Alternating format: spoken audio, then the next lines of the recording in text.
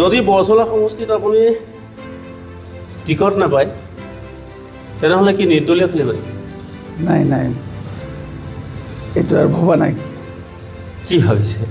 কাৰণ আপোনালোকৰ কংগ্ৰেছ দলৰ হয়, ইতিমধ্যে আমাৰ হাতত পৰা তথ্য মতে 12গৰাকীকৈ ব্যক্তিয়ে প্ৰাৰ্থিত্ব প্ৰত্যাশী, যিসকলে ইতিমধ্যে আবেদন কৰিছে। হয়, আপুনিও তাৰ মাজৰ এগৰাকী। এনেকুৱা হয়েই সাধাৰণতে, টিকেট নাপালে অফেণ্ডেড হৈ তেওঁলোকে নিৰ্দলীয় খেলে। আপোনাৰো তেনেকুৱা কিবা অভিপ্ৰায় আছে? চাওক, এইবাৰ অকল বৰচলা সমষ্টিয়ে নহয়, অল আছামত এজনে টিকেট পাব বাৰু, এজনকেই মানে তেওঁৱেই মানে খেলিব। আৰু কোনো ধৰণৰ এটা মানে কংগ্ৰেছৰ মানুহে নিৰ্দলীয় নেখেলে। এইটো অকল বৰচলা সমষ্টিত নহয়, আৰু বৰচলা সমষ্টিত আমি নেখেলোৱেই। গোটেই অসমৰ কথাই মই কৈছোঁ। যিহেতু মই এই ৰাজীৱ গান্ধী পঞ্চায়তী ৰাজ সংগঠনৰ সভাপতি হওঁ, মই গোটেই অসমখন ঘূৰিছোঁ। আৰু সেইমতে আমি প্ৰত্যেকক সুধিছোঁ যে আপোনালোকে, আপোনাৰ যিটো প্ৰশ্ন সেইটো মই চবকে সুধিছোঁ। এইটো এটা কমন প্ৰশ্ন। হয় দৰ্শকসকল, আপোনালোকে চাই আছে এটা ছ'চিয়েল ভিজন। মই দুষ্মন্ত শৰ্মা আপোনালোকক স্বাগতম জনাইছোঁ। মোৰ লগত আছে এগৰাকী ব্যক্তি, হেমন্ত অধিকাৰী, যিগৰাকী ব্যক্তিয়ে সুদীৰ্ঘ বছৰ ধৰি বৰচলা তথা ঢেকীয়াজুলি অঞ্চলত এক ৰাজনৈতিক কুচকাৱাজ চলাই আহিছে।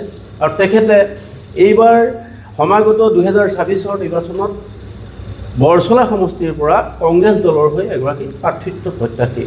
আৰু যিগৰাকী ব্যক্তিয়ে ইতিমধ্যে সমষ্টিটোত দীৰ্ঘদিন ধৰি কাম কৰি অহাৰ পিছত এতিয়া কথা হ'ল, আপোনাৰ লগত যি ৰাজনৈতিক আলোচনা কৰিম খুব স্পষ্টতাৰে কথাখিনি আপুনি ক'ব আৰু মই স্পষ্টতাৰে সুধিম, যিখিনি আচলতে আমাৰ জনসাধাৰণৰ মনত খুদুৱাই থাকে।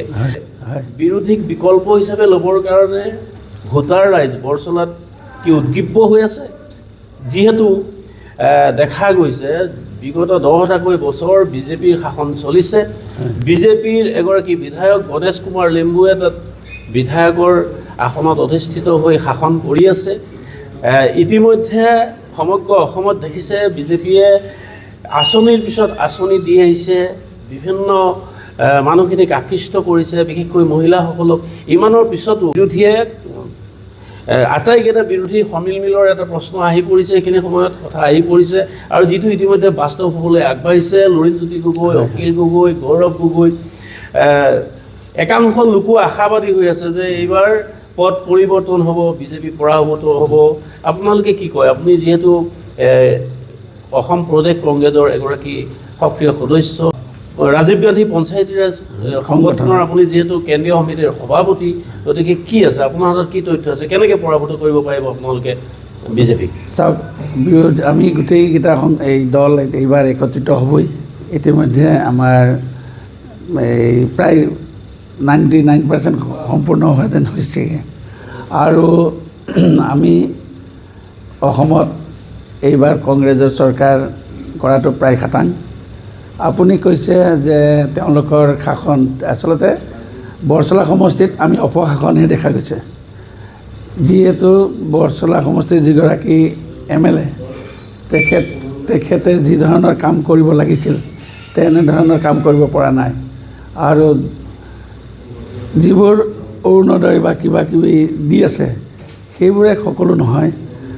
আমাৰ এজন গায়কে কৈছিল নহয় যে চামুচেৰে দি বেলচাৰে লৈ গৈ আছে। তেওঁলোকে 1250 টকা দিছে ঠিক, কিন্তু 1250 টকাটো যিদিনাখন পায় ঘৰলৈ পইচা ঘূৰি নাহে, তেনেকুৱা কথা। এতিয়া আমাৰ এই কংগ্ৰেছেও ঠিক কৰিছে যে আমি বৰচলা সমষ্টি অকল নহয়, অসমৰ প্ৰতিটো সমষ্টিত গোটেইকেইটা দল মিলিত হৈ আমি বিজেপিৰ এগেইনষ্টত আমি যুঁজিম। আৰু 26 এপ্ৰিলত যিটো আমাৰ এই ইলেকশ্যন হ'ব গৈ আছে, আৰু মে' মাহত যিখন চৰকাৰ হ'ব সেইখন এখন সুস্থ সবল চৰকাৰ কংগ্ৰেছে গঠন কৰিব। হয়, এখন সুস্থ সবল চৰকাৰ কংগ্ৰেছে এইবাৰ গঠন কৰিব অসমত, সেই আশাবাদ হেমন্ত অধিকাৰীয়ে ব্যক্ত কৰিছে। এতিয়া কথা হ'ল, আকৌ যদি সমষ্টিত এই কংগ্ৰেছৰ যিটো প্ৰাৰ্থিত্ব প্ৰত্যাশী দৌৰ ইতিমধ্যে আৰম্ভ হৈছে, 12গৰাকীকৈ ব্যক্তিয়ে বা স্থানীয় নেতাই ইতিমধ্যে বৰচলা সমষ্টিত কংগ্ৰেছ দলৰ পৰা প্ৰাৰ্থিত্ব বিচাৰিছে।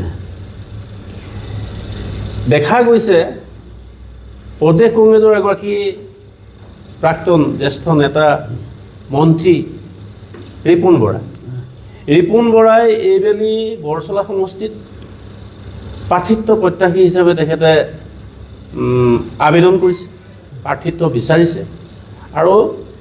আৰু দেখা গৈছে যে তেখেতে প্ৰাৰ্থিত্ব পাবই এনেকুৱা এটা আৱাহৱা কংগ্ৰেছ শিবিৰত বৈ পৰিছে আমাৰ হাতত থকা খবৰ অনুযায়ী। আৰু ইতিমধ্যে বৰচলা সমষ্টিত তেখেতে সক্ৰিয়তাৰে কুচকাৱাজ চলাইছে, সভা সমিতি পাতিছে, আমি এইবোৰ দেখি আহিছোঁ। আপুনিও এগৰাকী যিহেতু প্ৰাৰ্থিত্ব প্ৰত্যাশী, এই যে আপোনালোকৰ মাজত অমিল আছে নেকি বা আপোনালোকৰ মাজত কি সমিল মিল আছে কওকচোন। 12জন নহয় 11জন নেকি, 11জনে আমি বিচাৰিছোঁ। এইটো এটা ভাল লক্ষণ, শুভ লক্ষণ যে কংগ্ৰেছত 11জনকৈ মানে প্ৰাৰ্থী বিচৰা প্ৰাৰ্থী বৰচলা সমষ্টিত ওলাইছে। 2 নম্বৰ কথা হ'ল কি, এই আমাৰ মাননীয় ৰিপুণ বৰা ডাঙৰীয়াৰ তেখেতে অল আছামত সাংগঠনিক কামত ঘূৰি ফুৰিছে।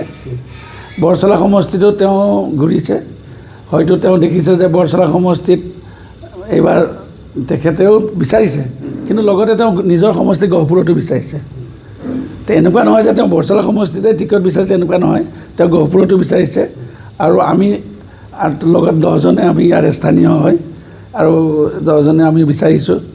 মই ভাবোঁ এইবাৰ দলে স্থানীয় ব্যক্তি এগৰাকীক টিকেট দিব আৰু মইতো ভাবোঁ মোকেই দিব, যিহেতু মই যোৱা 9 চনৰ পৰা বৰচলা সমষ্টিৰ প্ৰতিটো অঞ্চল মই চিনি পাওঁ।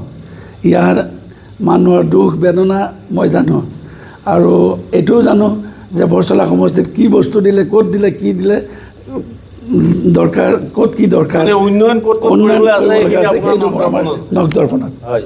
আৰু যিহেতু বৰচলা সমষ্টি শতকৰা 95% মানুহে হ'ল কৃষিৰ ওপৰত নিৰ্ভৰশীল। ইয়াৰ আগত যিবোৰ চৰকাৰ হৈ গ'ল, আজি 10 বছৰে আমাৰ বিজেপি চৰকাৰ হৈ গ'ল, ইয়াত কোনো ধৰণৰ মানে কৃষিৰ ওপৰত ভাল এটা প্ৰজেক্ট আমি দেখা নাপালোঁ। আমাৰ এটা সপোন আছে, যিহেতু মই বৰচলা সমষ্টিত 8 চনৰ পৰাই লাগি আছোঁ, আমি এটা সপোন ৰচিছোঁ যে বৰচলা সমষ্টিত আমি কেনেকৈ গঢ়িম।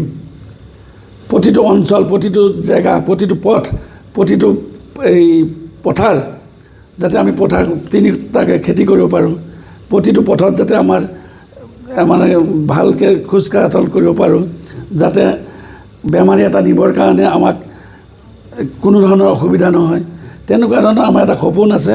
আৰু সেই সপোন ৰচিবৰ কাৰণে আমি এইবাৰতো মোক একচুৱেলি ময়ে বিচৰা আছিল, মোক বিচাৰিছে ৰাইজে আৰু মই সেইটো কাৰণে মই ওলাই আহিছোঁ।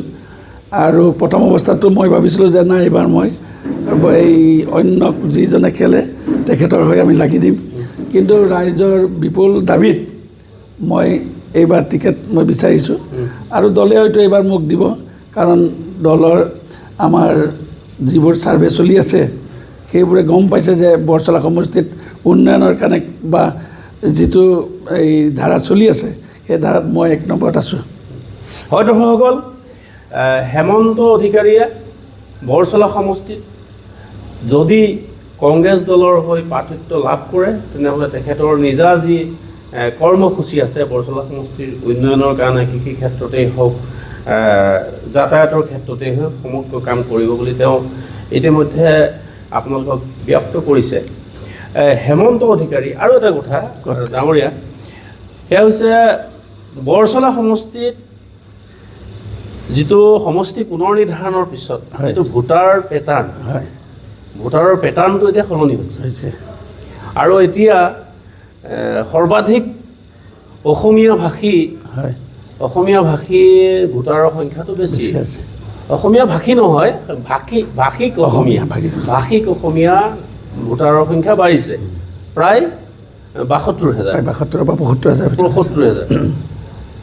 এনে পৰিপ্ৰেক্ষিতত আমি দেখিছোঁ ছ'চিয়েল মিডিয়াৰ জৰিয়তে যে এগৰাকী খিলঞ্জীয়া অসমীয়াক টিকট দিব লাগে। এটা বিশেষ সম্প্ৰদায়ৰ ব্যক্তিক এই সমষ্টিটোত কংগ্ৰেছেই হওক বিজেপিয়ে হওক সুদীৰ্ঘ বছৰ ধৰি তেওঁলোকৰ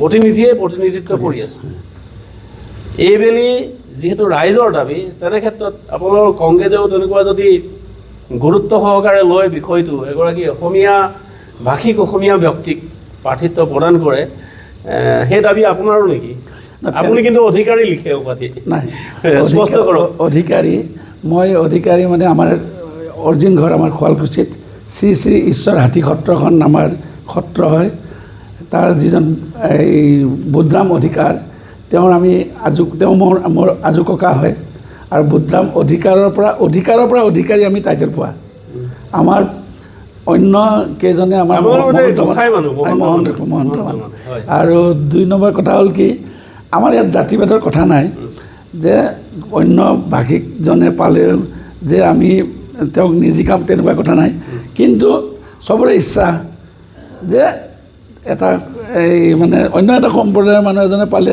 তেখেতে বা কেনেকুৱা ধৰণে আমাৰ বৰচলা দীৰ্ঘদিন ধৰি বৰচলা সমষ্টিত টংক বাহাদুৰ ৰায় হয়নে হয় তাৰপিছত এতিয়া গণেশ লিম্বু আৰু তাৰ আগত ৰুদ্ৰপৰাজুলি এইসকলে প্ৰতিনিধিত্ব কৰিছিল তেতিয়া তাৰমানে আমাৰ বৰচলা সমষ্টিৰ পৰা তেনেধৰণে আমাৰ যিটো মই অসমীয়া বুলিয়ে কৈছোঁ আকৌ অসমীয়া মানুহখিনি তেনেধৰণে ওলাই অহা নাছিল টিকেট বিচৰা নাছিল আচ্ছা আচ্ছা তেনেকুৱা ধৰণৰ দাবীদাৰ নাছিল এতিয়া আমাৰ প্ৰায় এই 7জনেই আছোঁ আমি দাবীদাৰ তেখেতসকলৰ 4জন আছে আমাৰ 7জনেই আছে মানে গোৰ্খা সম্প্ৰদায় তেনেকৈ ধৰক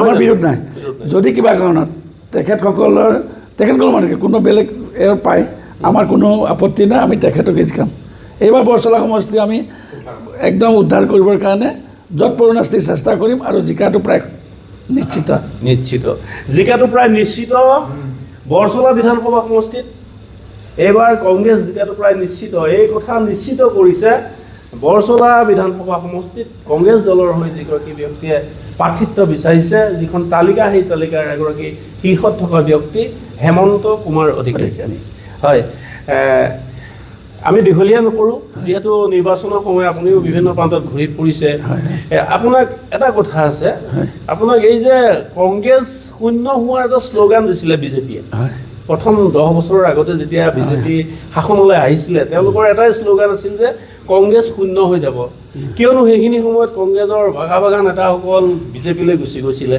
আৰু কংগ্ৰেছৰ ভোট বেংকবিলাকো অলৰেডি তেওঁলোকে লৈ গুচি গৈছিলে এতিয়া কংগ্ৰেছ শূন্য হৈছে নেকি আপুনি সমষ্টিত ঘূৰি আছে কংগ্ৰেছৰ কেনেকুৱা আপোনাৰ সভাবোৰতো দেখি আছে এইপিনে আমাৰ মুখ্যমন্ত্ৰীয়ে মিটিং কৰিছে এইপিনে আমাৰ সভাপতিয়ে মিটিং কৰিছে লাখ মানুহ আমাৰ পিনে তেখেতসকলৰ মানে হাজাৰত আছে 2 নম্বৰ কথা হ'ল কি আপুনি আৰু কি কথা ক'লে আপুনি এটা কিবা আৰু প্ৰশ্ন এটা সুধিছিল না মোৰ প্ৰশ্নটো আছিলে এনেকুৱা যে আপোনালোকে